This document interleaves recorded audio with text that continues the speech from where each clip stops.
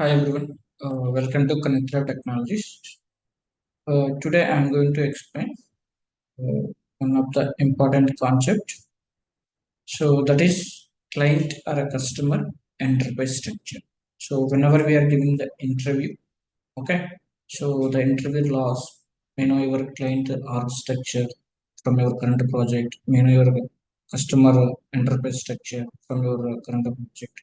What is your client enterprise structure? Can you please explain the what is your org structure or enterprise structure? So like that, we will get the different questions from the interviews when we are giving.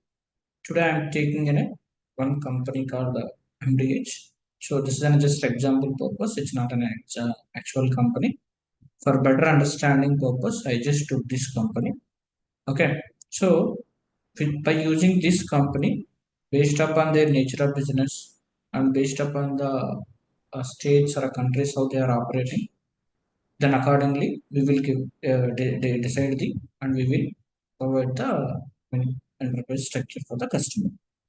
So let me go and explain this first.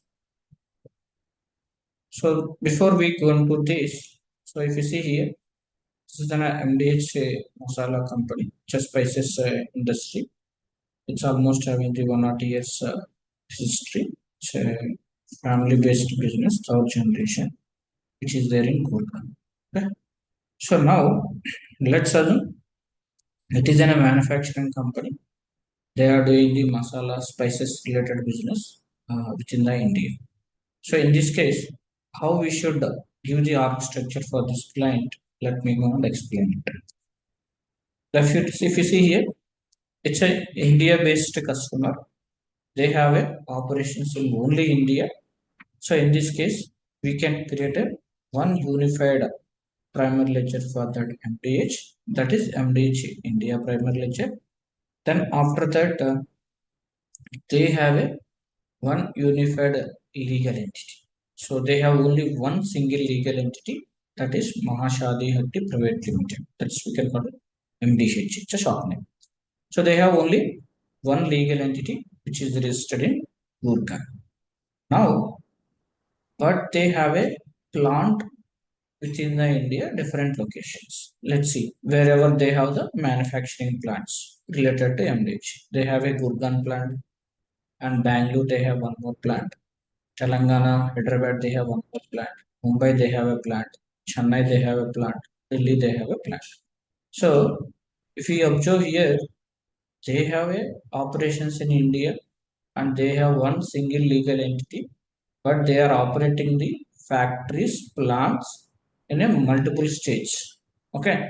So in this case, they are not going to register their entity in each state wise. They have a unified legal entity which is registered in India, which is there located in Gurgaon. That is the corporate office there will be there. So in this case, they are not going to register uh, all the, each state wise, they are not going to register their company. They have a single legal entity. With the help of that legal entity only, they are operating these plants in a different state because they don't want to go away that before that I explained uh, Toshiba related. Toshiba they have operations in uh, six different states, but each state they have a unified legal entity, but not here like that. Okay, here we have a only one legal entity within the country. There we have a multiple plants, each state wise. So in this case, how we can propose a solution, how we can record the transactions against the each plant under one legal entity. Let's see here. So now we will propose the company code for each plant wise. So 1000 is for Gurgaon plant, 1001 for a Bangalore plant, 1002 for a Telangana, 1003 for a Mumbai plant, 1004 for a Chennai based plant, Delhi plant, 1015. So to book the each and every transactions against the legal entity, we will propose this company code to control the users from one unit to another unit and to record each and every transactions against that we should create a business unit. So let's see here. We have a India Gurkar corporate BU, or else we can say plant BU, India Bangalore BU, India Hyderabad BU, India Mumbai BU, India Chennai BU, and India Delhi BU. Okay. So now if you see, we have a one primary ledger, one legal entity. Under we have a multiple plants. Based on each plant, we propose it one company code and we propose it a individual business unit for each plant. So these all BUs, it will be located under this single legal entity one. And this legal entity is located under single primary ledger. That means they have one primary ledger, one legal entity, multiple locations they have operations. Each location wise, plant wise, we created one business unit and individual company codes. Okay. So now this is in a manufacturing organization. 100% we should have a inventory act for each location.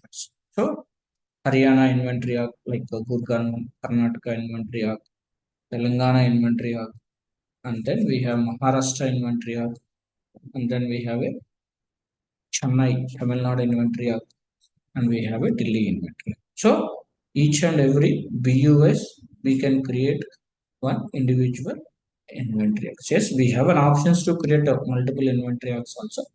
But as an example here I am giving under BU we can add one inventory act. Then after that we should create sub inventories also.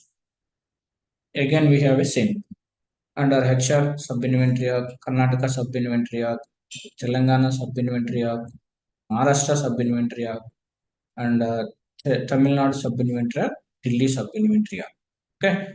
So then after that we should have a locators for each sub inventory act wise depends on the requirement we will create. Okay. So now these are into spices industry. They have a operations in only India.